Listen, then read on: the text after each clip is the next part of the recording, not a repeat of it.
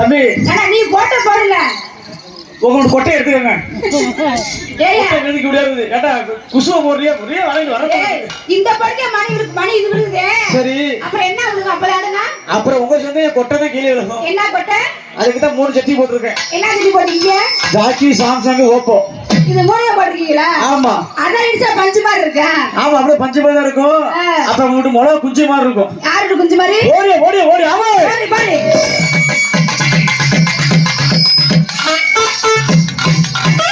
எந்த தண்டி அந்த கீழே விழுக போகுது.